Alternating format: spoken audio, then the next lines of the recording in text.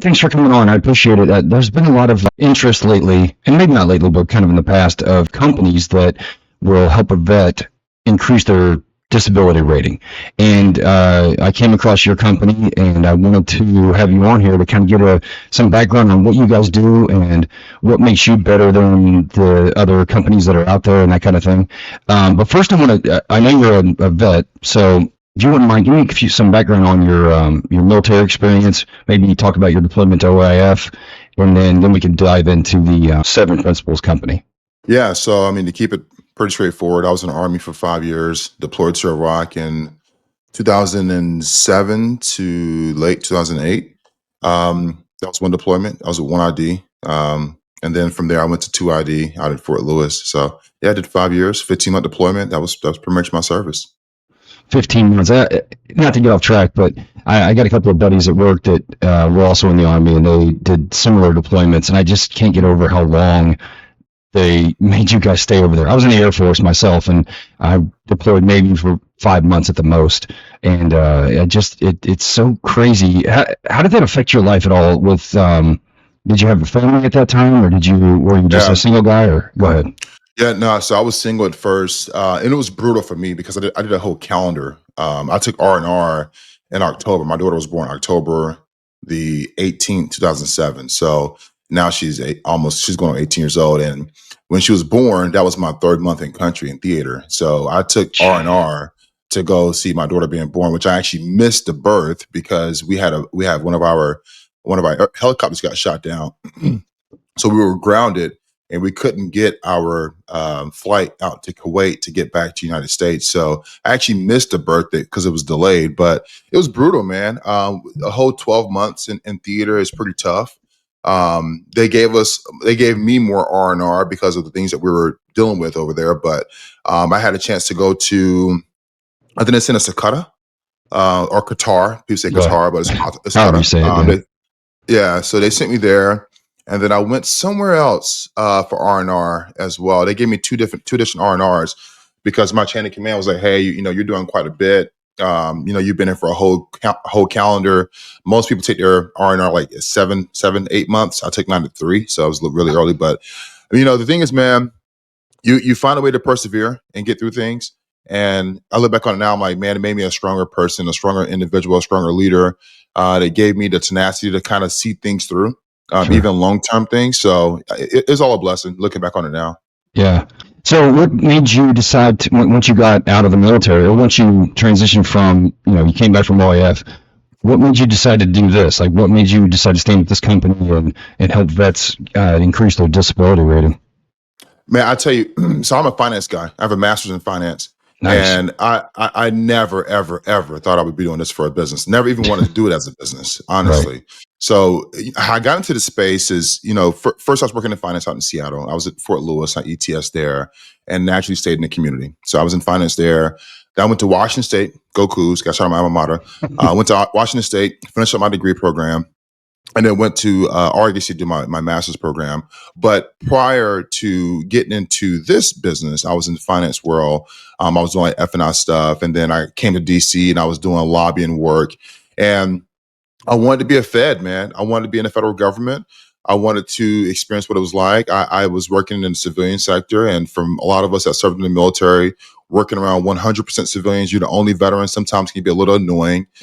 So I missed the camaraderie. I missed the military, honestly, at that point. And the closest thing to that was either going to the reserves, which was not an option because I had too much stuff on my plate as far as my time, or being a part of the federal government. So I got fortunate and I found an RVSR job, which is a rating veteran service representative job, which is a rater, the guy that makes the decision on the cases.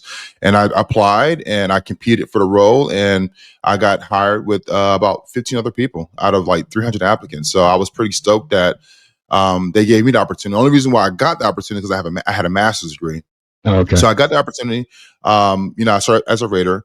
And then from there, I was like another year and a half later, these consulting firms. I've always been a social butterfly. Like I never meet a stranger. That's just my personality type. I make convo with anyone, which is why when I come on podcasts, I don't have a pre-plan. We just going to talk, and whatever happens, we just going to talk about it, right? There's Right. no questions off limit, right? But And I ran for mayor too. So it's just, I'm used to the public, approaching me in whatever kind of way, right? So Sure. I had these consulting firms asking me like, hey, they meet me in the elevator and they can tell which floor I'm going to, what I did for work. And Raiders were only on one floor. And I think at that time I was in Washington, D.C.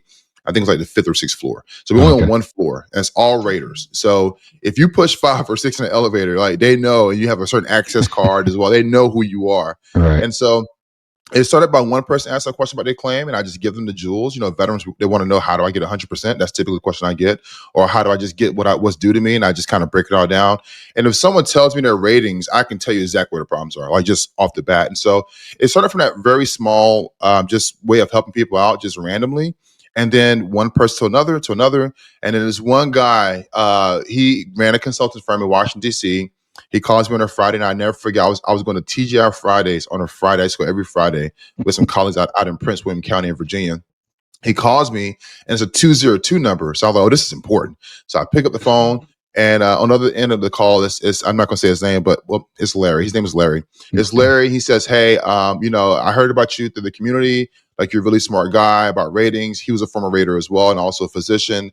And he said, hey, let's work together. I got a copious amount of cases I need help with. And so I came into his firm.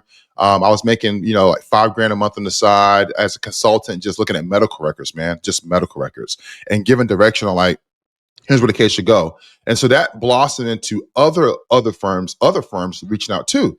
So I was like, oh man, by the time I look at all my retainers, I'm making, X amount of dollars per month, which is very good income. Right. So I said, well, this may just be a business.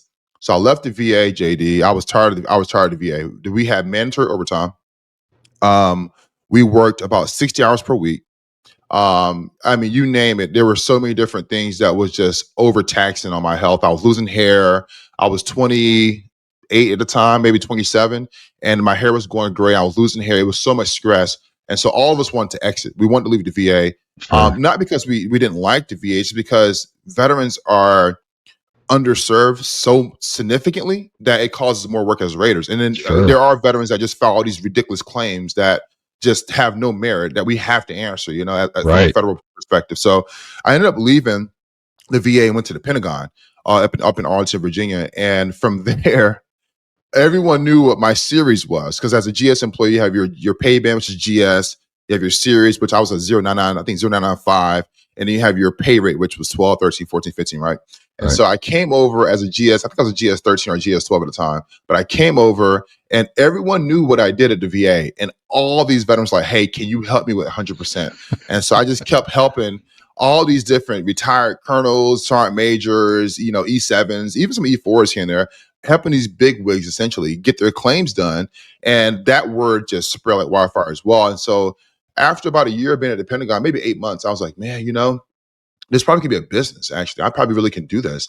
But I didn't want to charge veterans for the service because I just felt like they should just, we should do it for free. Right. JD, I did it for the first year for free, man. I was overwhelmed. I was dealing with about maybe 30 to 40 cases a month, which is not a large caseload looking back on it now because I have a larger business now, but 30 to 40 cases every single month by myself. I was managing everything from my email inbox, and I was knocking them out left and right. I would literally work, JD, from about 1700, maybe 1630. Yeah, probably 1700. I get home about 1730. I used to work the 6 a.m. to 2 p.m. shift. And Uh, then I get home about 1700. I would do a little bit of work afterwards, kind of catch up on my day the next day. So my yeah. federal job I don't get in trouble there. And so I would get home around, about 1700. And I'll start work around 1730, 1800.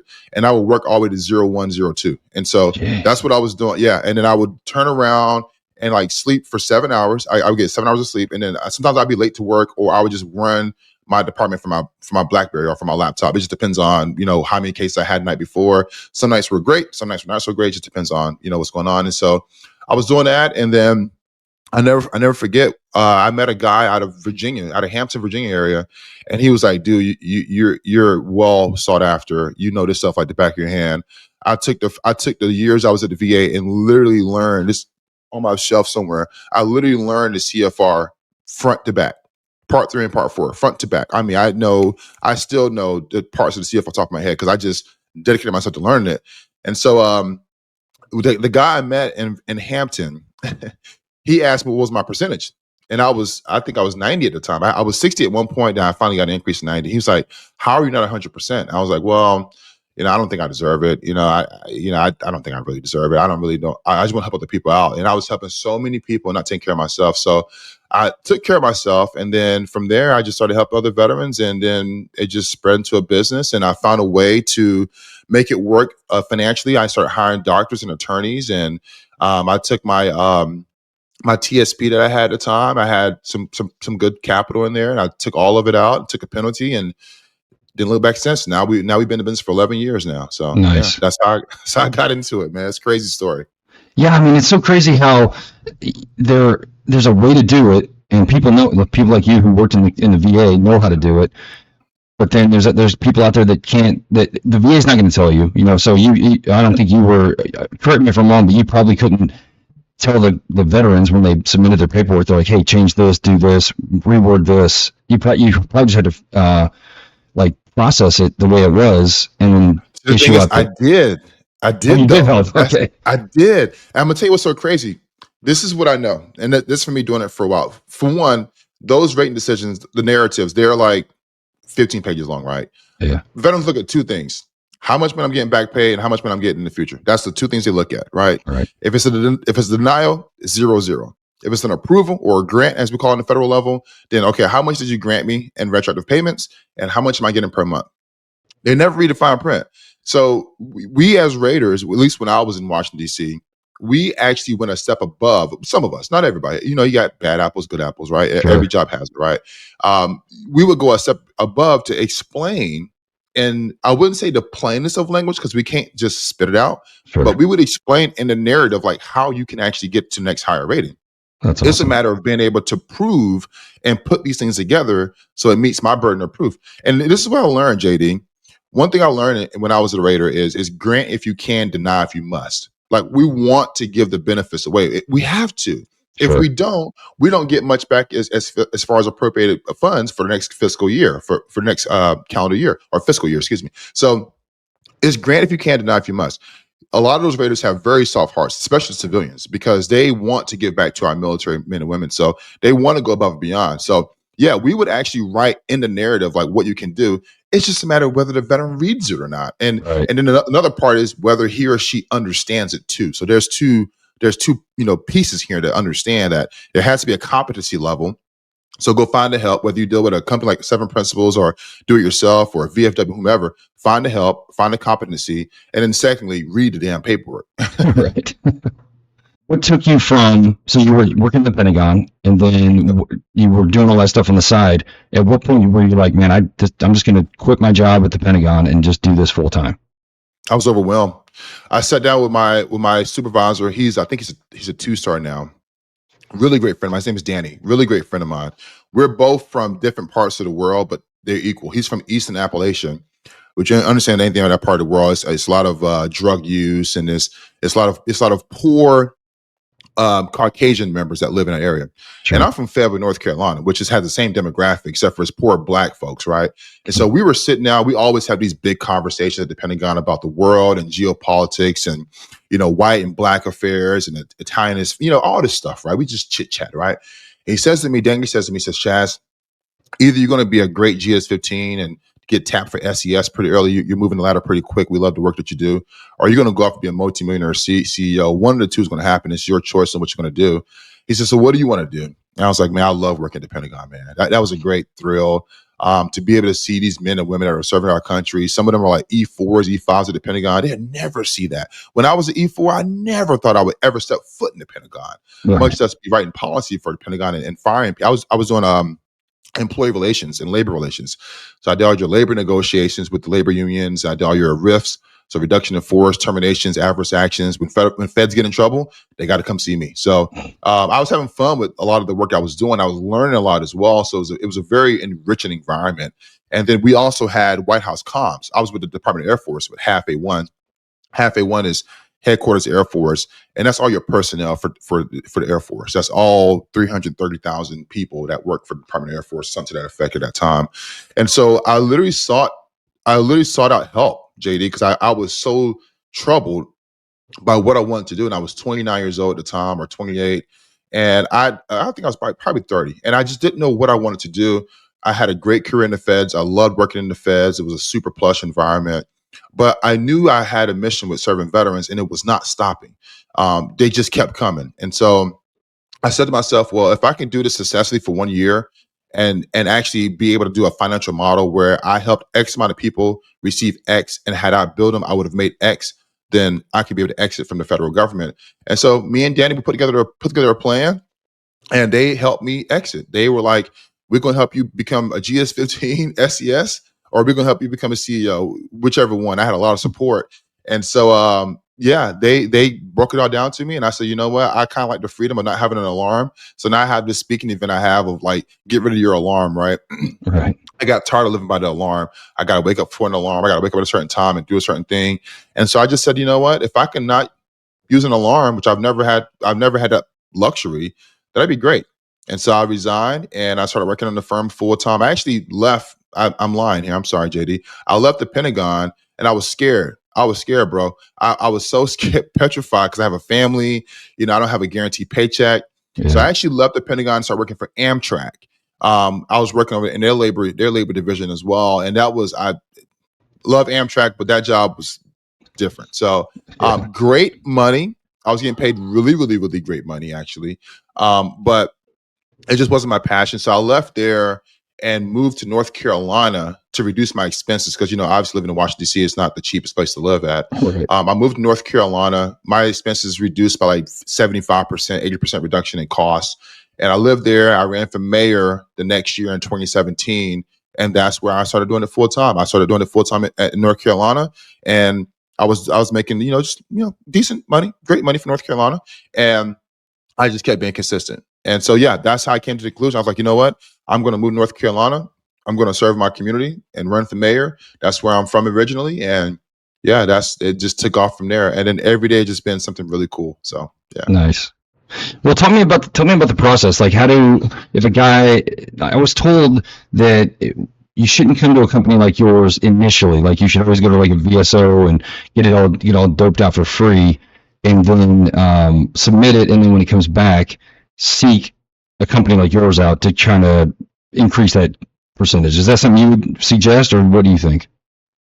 Well, I would suggest folks to figure out what's best for them. Everyone has their own strategy, and everyone has their own budget, and everyone Yeah, looks at the money they pay for services differently. Some people look at this as a cost, and some people look at it as an investment. So it depends on sure. what you look. If you're looking at it as a cost, then perhaps you probably should seek out a free resource first. And then what we say is, if it gets messed up, we'll unmess it up. Well, we don't say mess; we say the F word, but Sure. you get my gist, right? And then if you say, hey, this is an investment, I want to get done right the first time, which we have a lot of those clients as well, then come Mhm. see us as well. What I tell people is just get it done. I Yeah, don't really have a strategy. Obviously, I'm the CEO of the company. I should say, hey, come see me first. But to be honest with you, JD, we have so much business coming in, and it has never stopped since day one, that I don't have to be the CEO that just stands on his hill and say, come see me. I want market share. I just want veterans to get what they want. I just want them to get what they need, what they deserve. So my advice would be, do your strategy. But the simple part of the strategy is, if you see this as, oh, I got to shell out money for something, then you probably should seek a free resource. But if you see mhm, it as, hey, I want this as an investment, I'm gonna get done right the first time. And I know if I pay someone to do it, they're gonna be performing at a high level to get me the most, and great, then you come see us. And what we've done as well, we've had a lot of veterans that have come to us, or military members, I should say, that are transitioning, that have come to us and say, hey, look, I want it done right the first time. Can you do my case for me? Great. I never forget. I was at Fort Bragg, North Carolina, and this young lady come to my office. Got her name. This young lady comes to my office. She sits across from me. She was an E4 at the time, and she says, "I want to work with your company." She was in uniform. She wasn't even transitioned yet. I think she had like a year left. So I want to work with your company. All my other friends have been talking about your company. I want to work with you in regards to my new claim, or my original claim. She said, but looking at the math, this is going to cost me $15,000. I said, well, it won't cost you 15,000. We cap our fees at 12,000. That's the most anybody will ever pay us. And more importantly, I will look into your concern and give you an answer back. And she was right. It was a bit too much for an original claim, and we had just changed our money model, if you will, our business model in regards to how we charge clients.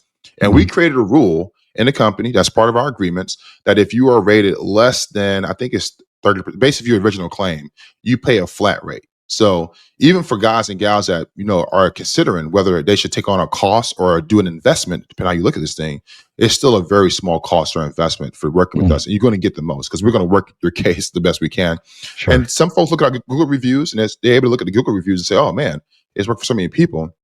And we don't ask for the reviews. We could. We don't petition for them. We Yeah. actually just let veterans just make your own call about the review. Some of them seek it out, and some of them actually, their friends, they found a review from their friends' review and then come over us. But yeah, that would be my response, JD. It depends how you look at it. If you look at it as a cost, then seek out a free resource. If you're looking as an investment, then we're probably your best bet. Okay. So if when a guy comes to you, say whether it's his initial thing or guy or gal, say it's his initial claim or it's he sent it off himself working with a VSO and they got kicked back or he didn't get the rating he thought he was going to get. Do you guys look at that first and say and evaluate it to ensure that you can actually do something for him? Like, talk about that a little bit. So we decline about 60% of the veterans that come to us, because they did choose a different resource that did not do it correctly. And Yeah. once this case is messed up, it's messed up for almost forever, unless you perfected your appeal period, which most veterans don't know that. Yeah. Because a lot of the free resources, and like I said, there's a cost in free, and I'm glad you asked me this question. This is the cost in free.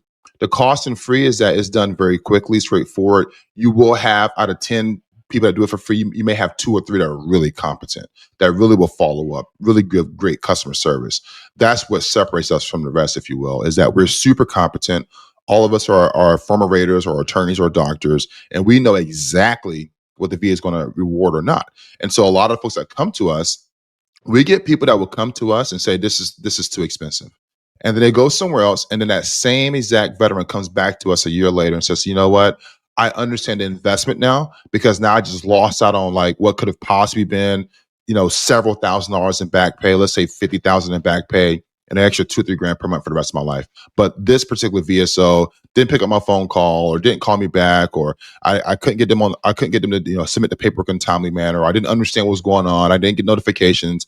And so I missed out on deadlines, and now my case was denied. I don't have a plausible rationale to reverse the decision. So I tell people, if you want to work with us, we're very selective. And here's why. We don't want to waste the veterans' time and or their money. So Right. if you come to us, we're going to be very straightforward about what we can perform on or not. And secondly, just to be very transparent, we are a business. We don't want to waste our times neither on a case that we know is not going to work. Right. Because the notion in the industry dealing with us, because we've been around for 11 years, so we have a name in the streets, right? The notion dealing with us is that if we say yes to your case, more times likely than not, we're going to perform and you're going to get some money. Okay. That's just the whole thing. So veterans get very happy when we say yes. I mean, I can show you, JD, tons of emails and responses from veterans like, oh my God, I'm so happy to work with you guys. Like, they're excited. And then when they get denied, they're upset with us. And we've got bad reviews because they were denied as well. And it's like, well, we cannot make up the evidence of your case. We work on what we have, and some things we can move around and make sense of things. But yeah, so we decline about 60 to 65% of applicants that come to us. And it's because their case lacked merit or it was just messed up beyond repair. So what happens you guys take their case, you submit it, and then it gets denied? Are there any other like avenues you can take Absolutely. to Yeah, keep we take going? care of that veteran. Absolutely. We take care of that veteran. It goes straight to our OGC, which is our Office of General Counsel, and it goes through the appeal process. So we either do a supplemental claim, higher level review, or we go straight to the board. And we keep working and working until we get something. We had one client who's actually down here in Houston. I met his son. His son managed I did a TED talk back in, wow, it was maybe a year ago, maybe 8 months ago or so. So the son says, hey, my dad has an issue. Can you help? I said, yeah, tell them to call the firm. I'm not going to help directly because I'm the CEO of the company. We have, dozens of Right. employees. I don't want to overstep, my staff members' lanes. Give the firm a call. We take care of you. He gets denied, upset. I get a message immediately, straight to the CEO. Right? I'm like, oh man, it happens. Yeah. Not all cases, not all paths are smooth. Not all paths are straightforward. Some are a little crooked. So I said, hey, sir, we took your case on for a reason. We believe that there is something there. We just have to find it, and hopefully the VA can understand what we see, and give you your reward. Went through the HLR. HLR gets denied too. So he's even more pissed, right? He's like, oh man, I wasted my money, da da da. And I see these folks in the community because I'm in the community often. So I got to see this guy at my next meeting or whatever it is, and he's gonna have a mean face and this kind of stuff. And so I think we did a supplemental claim afterwards, and we submitted more evidence and so forth, and got approved. He got a large back pay as well. And I said, I'm thankful that you just stuck with us, because some veterans, they get frustrated. And for your listeners, don't get frustrated. Like, if you get denied first, it doesn't mean that you're denied forever. Just make sure you perfect the appeal. I mean, you have a time frame to respond, and just make sure you provide what the VA wants and what you want them to see that makes sense for your matter. So yeah, that's the process. If they get denied, it goes straight to our OGC council. We either will go in front of the regional office and represent them in person.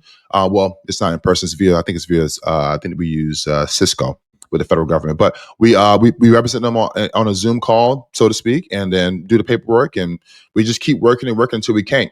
Now, we have cases in our 11 years of doing business where it went the whole entire process, nothing came out of it? Yes, we do have a few of those, and I would say a few, and we're dealing with anywhere between 3,000 to 4,000 veterans a year. We probably have maybe 10 that over the lifespan of the years that it did not work well. And that's a sourcing issue where we want to make sure whatever case manager or attorney steps that case understands exactly, hey, this is our exit plan. We have multiple exits in the case to make sure that if plan A doesn't work, plan B, C, D, E, F, et cetera, will work. So yeah. You mentioned something about being patient and being diligent. I think people understand, correct me if I'm wrong, but this is a lengthy process. It's not something that's going to happen overnight. So from the initial point of filing that paperwork with you, what would you say a good timeline would be that people can expect, to manage expectations so they're not thinking they're going to get paid out like a week later or something? What would you say a good timeline would be? So our process, if the veteran so think of it as a mortgage, the same way, right? We're in the mortgage business too. We have a mortgage branch. Think of it as a mortgage. When you get a mortgage, it takes time. If you're given paperwork quickly, W-2s, LESs, asset statements, et cetera, if you're giving it timely and quickly, you're probably going to close on time. If you're not doing it timely and quickly, you're probably going to be delayed in your closing. And so it's the same way with us. If the veteran can give us what we need, we can have a case zipped up out our doors by, I would say, 2 weeks to 45 days. So 14 to 45 days, let's say 30. And then the VA is going to make a decision in about 90 days. That's typically their turnaround time. They're actually pretty quick nowadays. It's not like back in the day where we would wait a year for a response and then, have to wait another year to get another response. So it's not as bad as it was back in the 2014 timeframe, the 2016 timeframes. But the VA responds pretty quickly. We've had what's called Friday Mondays, where we submit a case on Friday, and then Monday morning we got a decision. We do have a few of those that happen every single year. We probably get like 200 of those a year where they happen over the weekend. That's pretty quick.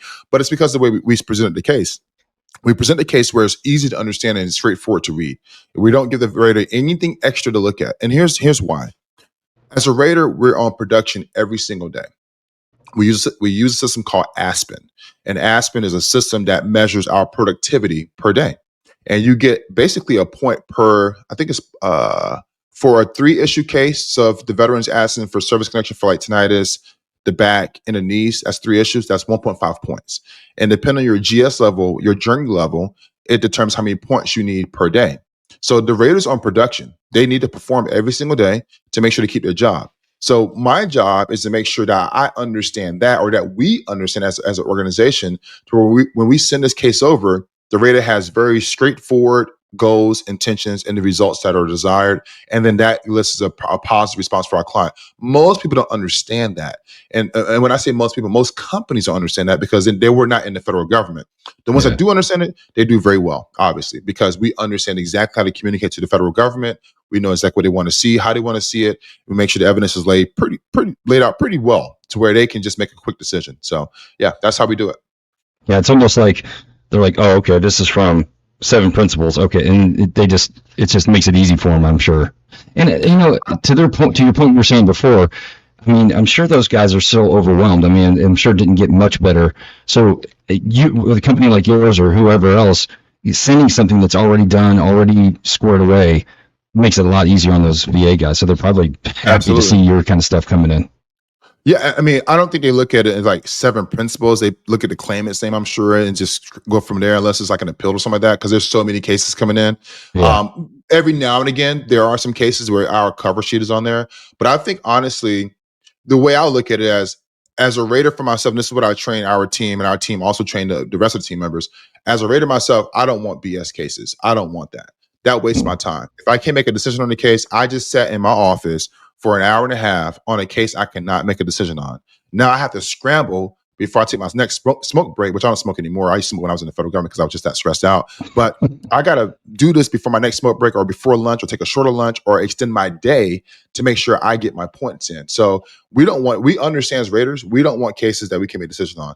And that's the biggest problem that the VA is actually facing, is that there are untrained professionals and also just unaware veterans that submit frivolous cases that makes the caseload go significantly higher than what it really should be. So what I tell folks is, if you follow the case logs per day, the federal government puts this information out on how many cases are pending, appeals, broker cases, new claims, original claims, et cetera. If you look at that whole entire number, just subtract 25% from that. 25% of those cases are 100%, I wouldn't say BS, but just have no merit. And either A, the veteran don't understand or know that, or B, the professional submitting the case is hoping something stick. And there's a lot of companies out there that will literally put cases together and hope something stick. And sometimes it works, but most times it don't, because they don't have a wherewithal of what happens out on the other side when it's in the federal government's hands. So yeah, that's how that works. And unfortunately, as a rater, I can't speak for all raters, but when I was a rater, I don't want a BS case. You're going to make me upset.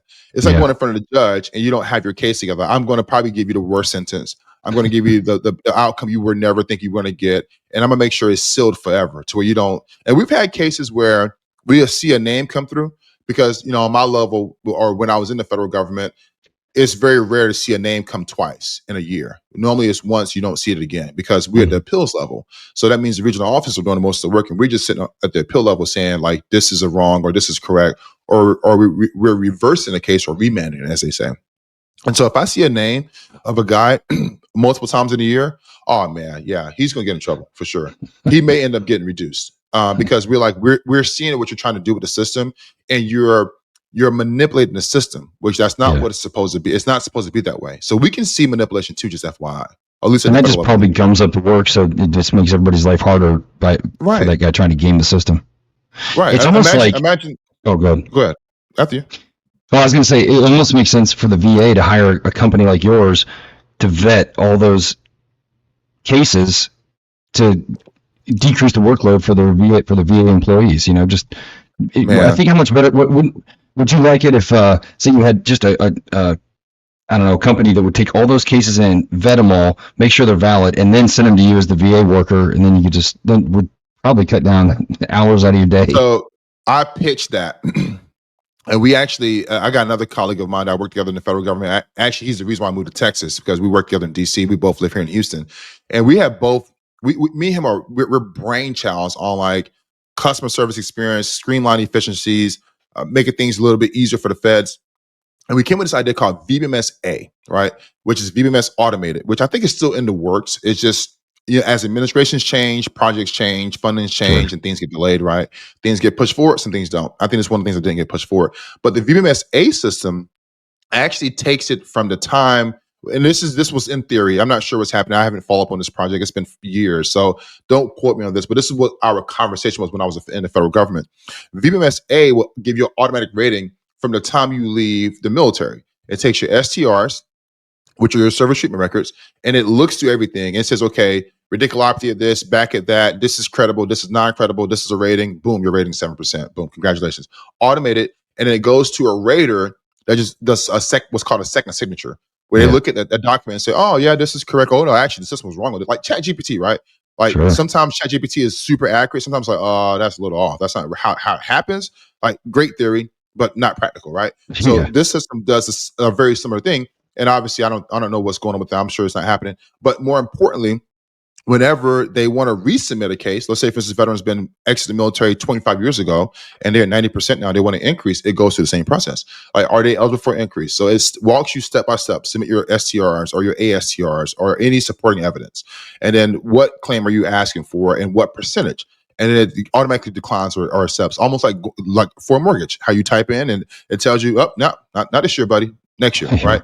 Same exact process. But yeah, that would be great if the feds came out with I guess a contract for that, I would be the first to raise my hand to want to do that. One, Right. because I know it will help the federal government as far as if I had to quantify just in my little office alone, there's 56 regional offices, and there's my office, which is the Board of Veteran Appeals. Well, it's called the Appeals Management Center and the board. So let's say 60 offices across the country with, man, I'm just guessing, let's say 3,000 employees per office, right? If we had to guess how much, and like I said, 25% of cases have no merit. If we had to guess how much that equates as far as dollars lost, is somewhere in the hundreds of millions for sure. So if they Yeah. can give companies like mine a contract for, let's say, give me 25 mil a year to do this. Oh yeah, we would streamline that and make it so straightforward to where once it came over to the VA, they could just award the case, and then we don't have to charge the veteran. That's the goal. We don't want to charge the veteran, but how else we can get paid for all the work that we're doing? And this is a lot of work, JD. This isn't Right. like simple, like, putting stuff together and then we're done. Like, these cases are super complex. They have a lot of moving parts, and then we also deal with personalities. So we get folks that just feel like, hey, I'm entitled because I serve. Like, well, not necessarily. You're entitled based on evidence, not based on your service. Like, whether you did 30 years and jumped out of 5,000 airplanes, or whether you did 2 years and was malingering the whole time, the evidence is what matters as far as your credibility to the VA. Like, not Right. with your service time and what you did. Like, those things are great. Like, I meet Delta Force guys, SF guys, and sergeant majors and O10s and O7s, generals, and all kinds of folks. Well, I was this and over here in Beirut. I was doing all these stuff. Like, well, that's great, but your evidence speaks to your credibility, and that's the bottom line. Evidence speaks to credibility as far as the VA claim is concerned. Right. Well, do you want to talk about the process? Like for your specific company, like what do you want guys to know? First of all, to contact you, and then second of all, what they should do to prepare when they're going to deal with your company. Yeah, so for us, we're simple. You just go 7principles.com, click the intake form, fill it out. The intake form, I think, has 18 questions, and like 12 of them are like stuff you already know, like your first name, last name, email address, and phone number, your address, stuff like that. And then from there, we do all the work for you. So they don't need to bring anything. Some cases we need medical records, some cases we don't.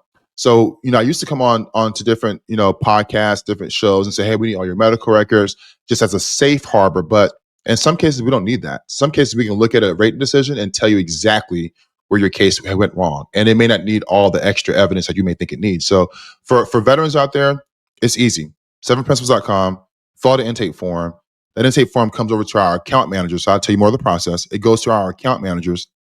Our account managers then, do a phone call, get all the credible evidence, put everything together. And then from there, it goes to our legal team and our rating team. And then they tell the veteran yes or no. And then there's a strategy call if it's a yes. And we say, okay, this is what we feel is going to work best in your favor. And then we do have a payment up front. It's $500. That takes care of 2 hours of time. Typically, it takes us about 4 to 6 hours per case, give or take. Some take a little bit less, but we don't want to continue to build the client. We just want skin in the game. And here's why. When we were doing no cost up front, JD, we had about 800, I think it was 884 cases, like, of like, this person just fought the earth. Just, we cannot contact them. We're not getting any feedback from them, but we have all their stuff in our office: medical records, dental records, treatment records, stuff that we don't even want that are records that they just gave to Right. us because, like, they just, most of them just give you everything they have, and I respect it, and I like that because I'd rather have more and not needed to have less and need more. So once we found out that if we just add like a little small fee up front, they're more serious about it because now you have skin in the game. And so Yeah. that helped us out with management of all of these records in our office from all across the country because we take clients from all across the country, even out overseas. And so stuff is coming in all the time through our offices. So yeah, small fee, $500 if you're accepted. If you're not accepted, then there's no fee, obviously. And then the veteran makes a choice. Most of them, I would say 99% of them actually, well, I'll probably say more like 85% actually move forward. And then there's a few of like, hey, this is too much for me right now. I don't have the $500, but when I do get it, I'll come back to you. Or they say this is a cost. So this cost is too much to bear for me. I don't think I should be having. I should have to pay this much money. We're like, well, you can decline the contract or the agreement, and then you can go somewhere else for your services. And then whenever it doesn't, if it works, kudos. We wanted to work for you. But if it Right. doesn't work, come back to us and we'll figure out if we got another option. If we don't, which sometimes we don't, then it's broken forever. So Yeah. Oh, I was curious, because you've had a lot of background in this whole thing, like this whole system. Do you have any like words of wisdom or any kind of any tricks or any kind of anything that you want people to know that you've learned that really stick out, like big ticket items that are like, hey man, if you're not doing this, you're really screwing up. Like anything like that you've learned along the way? Absolutely. So for our men and women that are currently serving, please, please, please, please go get seen. If it's hurting, if there's a problem, that's your body telling you that something's wrong. Go get documentation. I deal with so many men and women that I know are hurting, but there's no evidence to prove it, and the VA will not give you your money. And I also tell folks, look at this as an administrative lawsuit that the feds have just settled with you prematurely. The feds have said, well, we don't want people suing us for damages, punitive damages, compensatory damages, because now it's going to be a wildfire what everyone gets, right? A guy that loses a leg probably get millions of dollars versus a guy that just has a back problem, right? Yeah. So the federal government has come up with a program. It's called ratings, and it's a scheduler rating. It's called scheduler, a schedule of ratings that allow for the VA to say, well, we believe your disability is at 10% versus someone else at 100%. And we've already preset the number of dollars that we're going to give per percentage, per injury, and so forth. So if you look at it as an administrative lawsuit that's already been pre-settled, and you have to fit within the confines of that lawsuit, and I'm just using it as an example, then you're going to be probably better off with your case. It's almost as if when these new companies, they come up and they do something fraudulent, and the federal government says, well, we took, Care.com, for instance. I hate to drop them, but I just got to check them out from Care.com. But I didn't cash. It was $41, and I just didn't feel like I was worthy of the money because I really love Care.com. That's how we find our nanny here at home.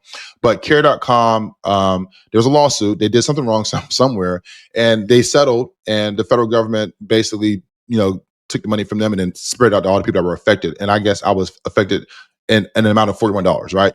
So it's very similar. The VA has already done their due diligence and say, well, this, if you meet the requirements, you will get this. And that number goes up and down. I'm sure some people that are doing even more traction in Care.com, they probably got, thousands of dollars from that lawsuit being settled. So I tell folks, look at it as a settlement in a lawsuit. There's a bucket of funds every single year, which are appropriated funds, and those funds are divvied out for all the veterans that are coming out from the military and those that have been out for a while. And you have to get your portion of it. But to do it, you have to substantiate your matter and be qualified. That's it. That's a good point. Yeah, because a lot of us from the military, we don't want to go to the doc because we don't want to get off jump status, or we don't want to stop working or whatever, or have that stigma or anything. So, yeah, that's a good point. Because if you, like you said, if you don't get it documented, then it's hard as heck to prove it when you get out. It's so heartbreaking, JD. I mean, if it's not in writing, it does not exist. I tell veterans this all the time. I speak on military bases, and I have folks that I work with one-on-one a lot. I'm very easy to access. People love chatting with me, of course. So I have a lot of friends that are still serving in the military, and I always tell them, JD, like, if it's not in writing, it doesn't exist. If you're telling your soldiers or your airmen or your Marines or your sailors or your Coast Guards men and women, if you're telling them that in the military, you best believe the VA takes that at heart. So, if it's not in writing, it does not exist. And yes, will you lose some opportunity somewhere? Potentially. There's still the stigma in the military. If your best ability is your availability. That's just what it is. That's all Right. across anything in America, right? Or anything in the workforce period, whether it's America or overseas. But the thing is, like, find a way to get seen. And for those serving, you also have private options as well. The VA doesn't just say, oh, it has to come from your sick call records or it has to come from the base records. You can go see a private doctor as long as during that time frame it still is justifiable and it still uses credible evidence. So I tell some of our men and women that if you feel as if you're going to sit calls and hurt your career, or you won't be able to, like you said, be on jump status and jump out of the airplane the next manifest, or if you feel as if it's not going to help you get to E7 or E8 or O4 or O5 or whatever the case may be, go get private help. And it may cost you a little bit more. I'm not sure how that works insurance wise. I'm not I'm not competent in insurance like that. But figure it out some way. But you can go get help on the private market. I see a lot of guys, mostly the higher ranking folks come to me with medical records that are private. Yeah. Like a lot of the O5 and above, lieutenant colonel above, they already kind of figured out that I don't want to go into sit call with someone that's in my chain of command and I am their supervisor, and they're Right. seeing me with this problem. Some of it's pride, some of it's just like discretion, right? Sure. And they come with private records, man, and those records are thick. They've been going since they were like captains. I don't see a Yeah. lot of enlisted folks do it, unfortunately.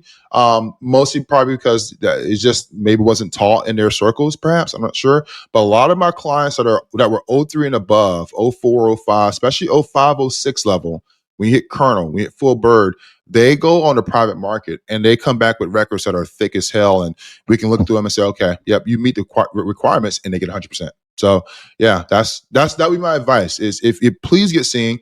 But if you feel as if you're in a tight crunch where you can't get seen because you feel that there are going to be some other actions that you can't really prove that preclude you from moving in advancement or taking an opportunity somewhere, go to the private market. That's awesome.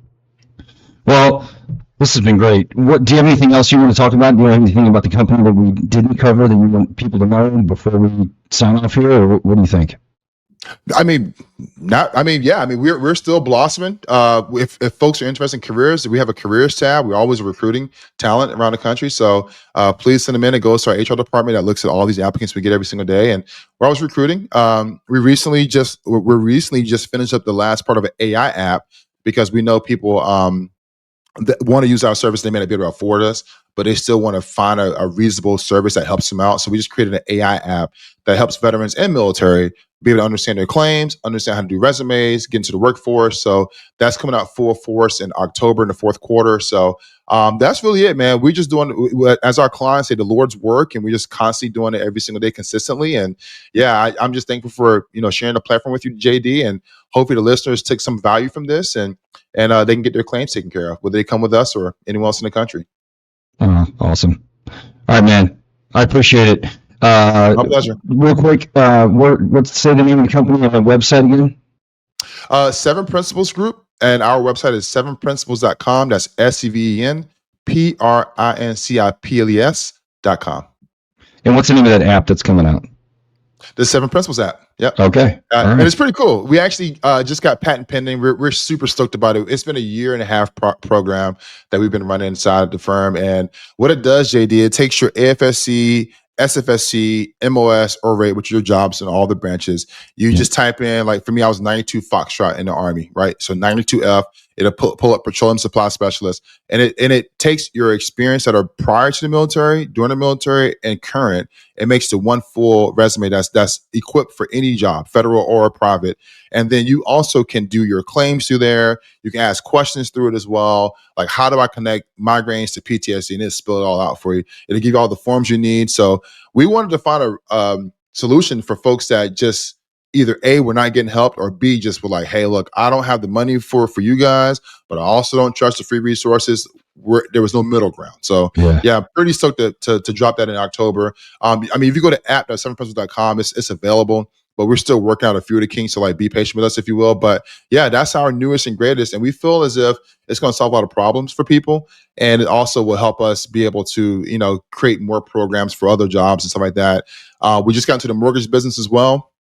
That's been pretty fun. So we're developing branches across the country. A lot of veterans apply for jobs for us, and unfortunately, they're just not qualified because to work on the Seven Principles side, you have to have been a rater or an attorney or have extensive knowledge about VA claims. We're not letting claims go into any of our team members' hands that aren't competent. You have to prove competency. For those that have applied, they've seen the grueling process we put people through. There's an assessment that's about maybe 10 questions, but it tells you very specifically, we want you to understand presumptives, the CFR. You need to be able to spit it out pretty quick, understand how to do rating cases. I mean, the whole entire shebang. So most veterans are shocked to see that we go through that deep of an analysis of their competency. And so that they become unqualified because they just don't understand ratings like they think they do. And so we wanted to find a way to create opportunities for other veterans through either employment or partnerships. And so the mortgage business was that straightforward solution. One, because we have a lot of veterans that ask us, hey, can you help us with our claims so we get a mortgage? And then we have a partnership with Veterans United because obviously if you get 10% for a VA rating, you don't have to pay the funding fee, which the funding fee is typically a percent of the home or the sales price of the property. So, for most veterans or military members, that's a lot of money. So if you or for veterans, I would say, because the 10% rule is what helps that funding fee gets eliminated. But if you have 10%, you don't pay a funding fee. So we end up, helping Veterans United on a lot of things that they were doing with us. It was great. It was a great partnership. But we're like, you know what? We can actually get into the mortgage business ourselves. So I ended up getting my license in the mortgage business and came to Texas. And Texas allows you to have a branch. You don't have to wait a certain period of time or work underneath another broker. And I was like, well, we have the capital to deploy a branch. We would just deploy a branch and pay all these folks. And run ads and use our current database, which we have, a copious amount of veterans that love and trust us and support us. So yeah, that's our newest and greatest, man. We're trying to offer jobs and careers for people that want to be in the mortgage business. We're setting up 10 locations across the country, in 10 different states, or 11 different states, excuse me, 10 locations, 11 different states. We have just another state that's just going to be like sitting there as like a, maybe one day we will expand there. And that's Virginia. That's where I moved from. So yeah, that's the newest and greatest, man. I'm sorry. I had a bunch of coffee this morning, so I'm wired. And I No, also no, just no. love, This is good I love info. what I do. Yeah, I love what I do. Yeah. But yeah, the mortgage business has been very good time to be in the mortgage business.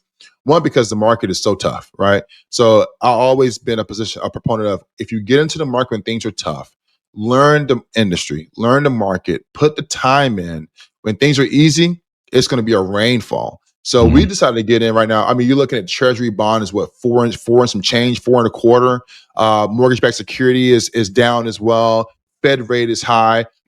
Jerome Powell came out. I'm sorry, I'm on a tangent now, but Jerome Powell came up with his speech yesterday, and the mortgage rates actually dropped just a little bit. So you're sitting at a 6 and some change for a mortgage rate. It's a very expensive time to get into the real estate business. And we do real estate projects as well. We flip houses, we do developments.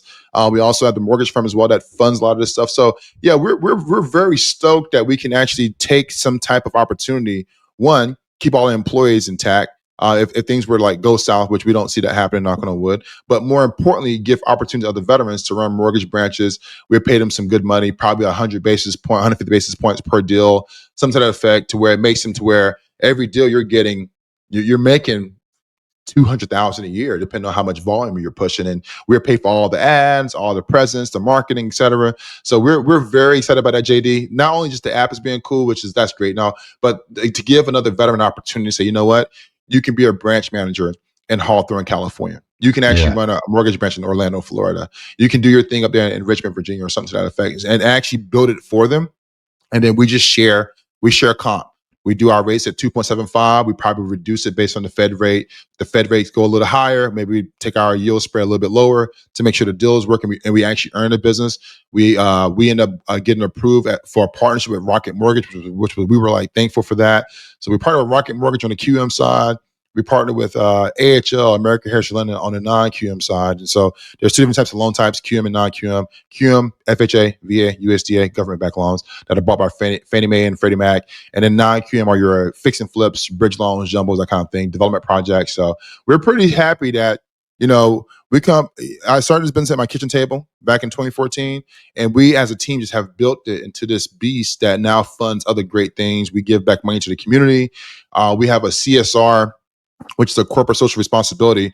We give back 10% of time and or money to the community. So we were in Alabama yesterday, giving back to the VFW, helping them understand how, this does not have to be a combative thing. It's become combative, or it was combative back in the day. I think they've lessened that, because veterans were saying, this is my choice. If I want to pay for it, I'm going to pay for it. I don't care what you say. And Congress can't pass anything that says they can do otherwise. So it's just, why fight?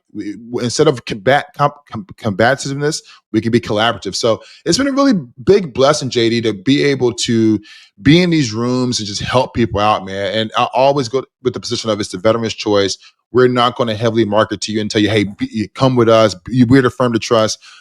Get your claim done.